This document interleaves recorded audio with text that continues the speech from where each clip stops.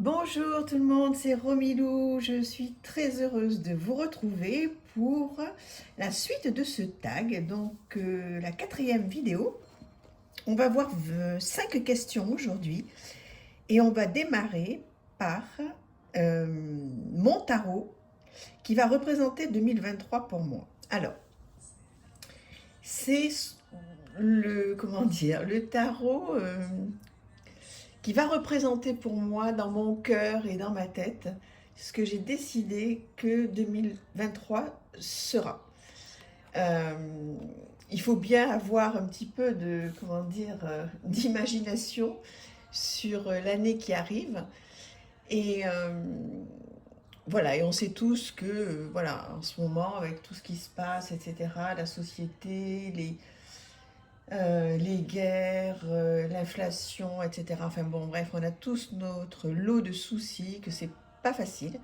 Toujours est-il que moi j'ai décidé que 2023, pour moi et ma vie, serait représenté par ce jeu, la magie des fleurs, qui est un très très joli jeu qu'on trouve un petit peu difficilement en ce moment, mais voilà, qu'on peut trouver de temps en temps sur Vinted. Et j'ai décidé que l'année 2023 serait représentée par ce jeu qui est coloré, qui est gai, qui est féerique, qui est plein de sublimes fleurs, qui est léger, qui est doux, qui est, oui, je disais coloré. Et c'est vraiment, voilà, je me suis vraiment posé la question, là pour le coup, j'ai regardé toute ma cartothèque. Et je me suis dit, mais comment je veux que 2023 soit dans mon cœur, dans ma tête, dans mes émotions? Eh bien, voilà ce que je me souhaite. Je me souhaite une année 2023 haute en couleurs, haute en vibrations. Euh, voilà, ma fleur préférée, Myosotis. Euh, voilà, j'espère recevoir des bouquets de fleurs en cadeau. J'espère que je me ferai des cadeaux de fleurs, bien sûr. Je m'achète très souvent des fleurs. Euh, voilà, vous voyez, l'Asie, par exemple. Voilà, je vais avoir la chance de partir en Asie en 2023. Voilà, du blanc, de la pureté, de la... Comment dire, de quelque chose, d'une année qui soit sincère dans les relations, qui soit fraîche, qui soit... Voilà, j'ai envie de quelque chose de doux, de tranquille pour 2023. On a tous vécu là depuis 2 3 ans des périodes lourdes, compliquées, sombres, etc. Avec la Covid et tout. Et vraiment, voilà, je me souhaite une année 2023 à la hauteur de ce magnifique jeu. Donc, pour vous, quel est le jeu qui représenterait votre année 2023? Vous l'imaginez comment au travers de vos jeux? Donc, voilà une question. Ensuite, donc, c'est la 17e. Mes tarots que j'emporterai en vacances cette année. Écoutez, j'en ai mis 3 de côté. Alors peut-être que quand les vacances arriveront, il y en aura plus. Toujours est-il que j'ai vraiment décidé d'emmener ces 3. Le Vision Quest, que vous connaissez certainement, qui est un jeu qui pour moi donc incontournable quand je pars. Je le mets dans un petit pochon parce que dans sa boîte là, dans les voyages, c'est pas pratique. Et je l'emmène avec moi en vacances, déjà, c'est déjà le cas. Mais quand je vais partir cette année en vacances, alors que ce soit en week-end ou pour des vacances plus longues, eh bien ce sera un des 3 jeux que je vais emmener. Parce que, ouais, parce qu'il me parle, parce que je le trouve beau, parce qu'on a une belle intimité avec ce jeu. On a fait voilà, de beaux tirages. Je l'adore, ce Vision Quest. Dites-moi ce que vous en pensez. Et voilà, il me représente bien et je me sens pas perdue quand je pars et que j'ai pas trop de jeux autour de moi. Je suis contente de l'avoir. À une époque, je partais en vacances avec plein de jeux. J'amenais mais alors 10, 15, 20 jeux pour avoir tout. Et puis maintenant, voilà, j'essaye de faire en sorte d'avoir moins de jeux, mais des jeux qui répondent un petit peu à toutes mes questions et puis qui me ressemblent vraiment. Le deuxième, comme je suis amoureuse des anges, eh bien ce sera celui-là, que j'adore. Très très beau jeu de tarot sur les anges, que vous connaissez aussi certainement. Alors je sais qu'il y a certaines personnes qui ont du mal avec le fait que les anges soient représentés de manière humaine comme ça. Je peux comprendre, hein. Moi, ça ne me dérange pas du tout, au contraire, j'adore. Et voilà, donc ce jeu fera complètement partie de mes congés. Voilà, il va faire un petit peu de voyage hein, en 2023, celui-ci. Il faudra aussi que je lui trouve un pochon bien solide, mais j'en ai de très beaux et très solides. Avec un petit guidebook, voilà, mais que j'emmènerai pas parce qu'il est en couleur. Je prendrai le livre d'Emmanuel Iger qui ne me quitte pas quand j'ai besoin de partir. Et voilà. Alors le troisième jeu que j'emmènerai en congé, c'est celui-ci, donc celui de Lily White. Et à Noël, je vais avoir le Lily Black. Donc je suis très contente. Donc voilà. Et le Lily Black, je l'ai déjà, mais je l'ai offert. Enfin, je l'avais, mais je l'ai offert. Donc je l'ai redemandé au Père Noël. Donc voilà, ce petit jeu, vous le connaissez parfaitement. On s'en lasse jamais. En plus, comme celui-ci, il est en format pocket pour voyager, je trouve que c'est l'idéal. Et vraiment, on ne perd pas du tout, ni en qualité de cartes, ni en qualité d'image sur ce petit tarot. Donc c'est fabuleux, quoi. Il rend mais tellement bien. Je ne sais pas si vous l'avez en mini ou en grand. Est-ce que vous l'avez déjà ce tarot en mini ou en grand? Et dans cette petite boîte là, c'est vraiment impeccable et très solide. Alors, on a les petits mots-clés qui vont bien. C'est parfait. Donc voilà les tarots que j'emporterai en vacances. Ah bah tiens, t'es tombé toi. Ensuite, les oracles que je vais emmener en vacances en 2023. Alors, tout d'abord, l'oracle des moments mystiques. Gros coup de cœur pour moi. Donc celui-ci, il va m'accompagner. Il va y en avoir 3, comme je vous l'ai dit. Donc il est tout en français. Donc ça, c'est génial. Voilà. Très beau jeu. Donc je pense que voilà, vous le connaissez bien aussi. Il y a le tarot aussi que j'adore. Mais voilà, j'ai décidé de... J'aurais pu prendre le tarot assorti, mais pour changer un petit peu, j'ai décidé de mettre celui-ci de côté, à emmener. Il fallait que je me décide, hein, et sur le nombre que j'ai, voilà, j'ai décidé d'en prendre que 3. Si je pars en vacances, et comme je pars en 2023, c'est cet oracle en premier que je vais prendre. Trop beau. Dites-moi ce que vous en pensez. J'adore. Ce que vous pensez de cet oracle. Est-ce que vous l'emmèneriez avec vous si vous partiez en congé, si vous l'avez? Et si vous ne l'avez pas, est-ce qu'il vous fait envie? Est-ce que vous l'aimez, etc., etc. Hop, j'ai oublié de remettre le petit guidebook.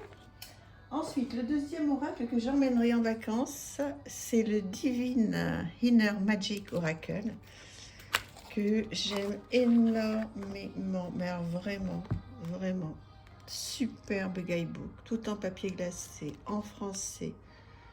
Il est extra, je l'adore, il est magnifique.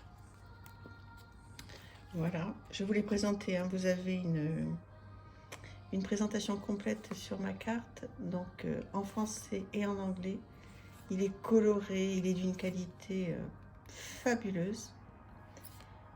Et là, vraiment, celui-ci, c'est une évidence qui va faire partie des 3 oracles que je vais emmener en vacances en 2023. Qu'est-ce que vous pensez de ce jeu? Vous l'avez? Si vous tapez directement le nom de l'artiste sur internet, moi j'ai marqué Divine Inner Magic et je suis tombée directement sur son site. Elle est adorable en plus. Je l'ai reçue très vite, c'est très soigné comme envoi, enfin c'est parfait. J'aime énormément, je trouve que c'est un superbe oracle qui va me suivre pendant mes congés. Et ensuite, j'emmènerai le petit Lenormand au fil de la vie, au fil du temps, pardon. Voilà, qui est très joli. Vous le connaissez aussi celui-là. Donc, tout en couleur, papier glacé, très très beau. Et c'est vraiment voilà, mon petit Lenormand fétiche que j'aime énormément. Très très bonne qualité. Voilà. Je l'adore. Vous voyez, on peut faire plein de choses avec, hein, vous le connaissez celui-ci. Les illustrations sont mignonnes comme tout. Oh là là, regardez-moi ce chien. C'est beau, hein. On se lasse pas de le voir, hein, ce jeu. Très très très très bien illustré. Magnifique. Magnifique. Il a été fait... Voilà, je vous mets le nom de l'auteur et de l'illustratrice qui manque pas de talent, hein, ça, je peux vous le dire. Voilà, est-ce que vous l'avez ce jeu? Vous l'avez vu passer? Il y a un petit moment qu'il est sorti maintenant. Alors, quelle est ma carte préférée dans le tarot?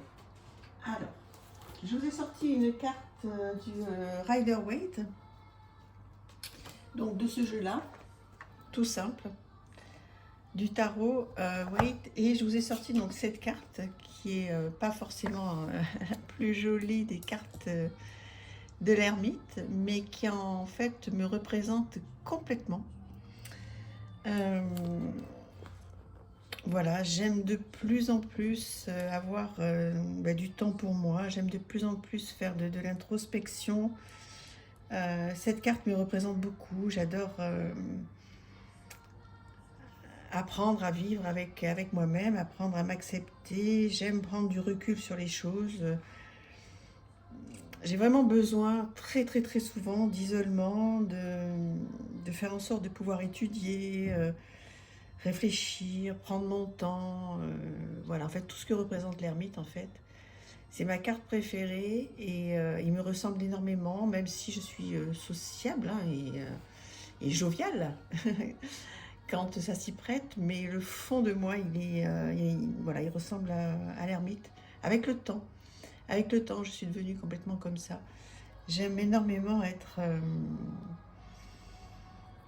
avec moi, voilà. Et puis prendre du temps pour moi, voilà. Donc voilà pour cette question qui était quelle est ma carte préférée dans le tarot. Et ensuite, pour terminer donc cette vidéo, 20e question, c'est avec quel outil j'utilise le tarot et les oracles. Donc ça, écoutez, régulièrement, si vous êtes sur ma chaîne, je vous présente plein d'outils, plein de livres avec lesquels j'utilise le tarot et les oracles. Donc n'hésitez pas à aller revoir tout ça. Sinon, j'en ai vraiment retenu 3 avec lesquels je travaille beaucoup. Le tarot développement, faire le choix de la sagesse, une méthode en 22 étapes pour rendre sa vie meilleure. Et là, bon, il y a plein de choses dedans parce que je travaille beaucoup avec. Je vais juste...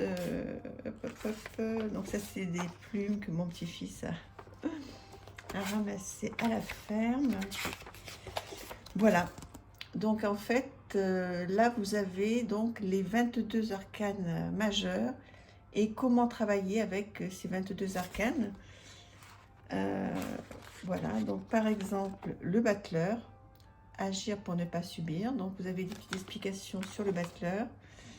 Et ensuite, les questions du battleur que l'on peut se poser. Donc moi, j'ai fait un carnet hein, pour ne pas écrire devant, comme ça je peux vous le représenter plusieurs fois. Le principe philosophique du battleur, donc comprendre un petit peu tout ce qui se passe sur cette carte. Donc il y a pas mal de lectures, il y a plein de choses à faire. Donc je travaille beaucoup avec cet outil. Vivre le battleur au quotidien, avec plein de petites questions et plein d'exercices à faire. Faire des bilans de la journée, etc. Pratiquer la mise en application du battleur, les exercices pratiques, déterminer un objectif, etc. Voilà. Plein de choses à faire. Méditer avec le battleur. Voilà. Contribuer aussi, mettre le battleur au service du monde. Voilà, donc en fait, c'est comme ça pour donc les 22 arcades majeures. Donc je travaille beaucoup avec ce livre-là. Je travaille aussi beaucoup avec les 5 chemins spirituels du tarot. 60 jours pour transformer sa vie au fil des 78 lames. Donc là, je vais prendre un peu au hasard parce que j'ai aussi pas mal travaillé avec. Attendez, je vais essayer de vous présenter le sommaire. Voilà, partie 1. Le chemin des deniers, transcender la matérialité. Donc vous voyez, il y a plein de choses à faire. C'est des défis sur plusieurs jours. Le chemin des bâtons, le chemin des coupes et le chemin des épées. Donc il y a plein de choses à faire. Et ensuite, le chemin des arcades majeures. Et vous avez plein d'exercices. Alors on va prendre, attendez. Voilà par exemple l'as de denier. Ce que raconte l'image, la signification traditionnelle de cette carte dans le tarot, l'enseignement spirituel et le pouvoir de transformation de la carte, et toujours les questions personnelles à se poser. Et ça, vous savez que j'adore. Donc voilà, encore d'autres petites choses à faire. La pratique proposée par l'as de denier.